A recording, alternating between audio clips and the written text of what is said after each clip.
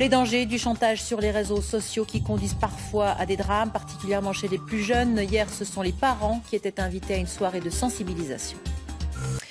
Soirée de sensibilisation au sexting et à la sextorsion sur Internet à destination des parents. C'était hier soir à Saint-Aubin dans le canton de Neuchâtel.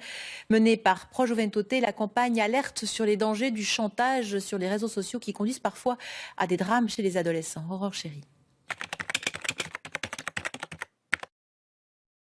Si tu payes pas, je vais détruire ta vie. Si tu payes pas tout de suite, on va publier ça dans tous les sites possibles et inimaginables. À 9h10, la vidéo est apparue. Et ça montrait mon fils en train de se masturber.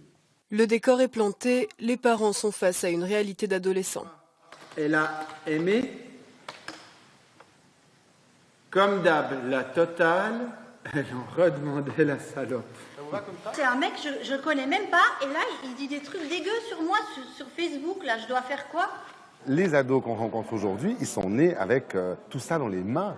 Donc il ne s'agit pas de les juger ou de leur dire c'est interdit, il s'agit de dire mais comment est-ce qu'on utilise? Des outils avec lesquels les parents doivent composer, mais des pratiques qui leur échappent un peu. On est assez désarmés. Moi, j'ai des filles qui ont 10 et 12 ans. La petite n'a pas encore de natel. Elle me dit d'ailleurs c'est la plus larguée de la classe.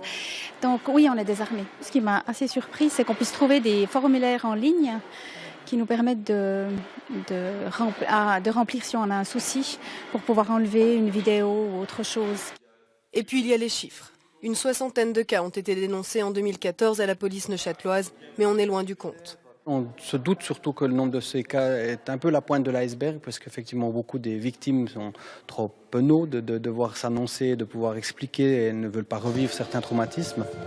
Inciter à raconter, faire confiance malgré la honte de s'être fait avoir par un échange virtuel où on en dévoile un peu trop.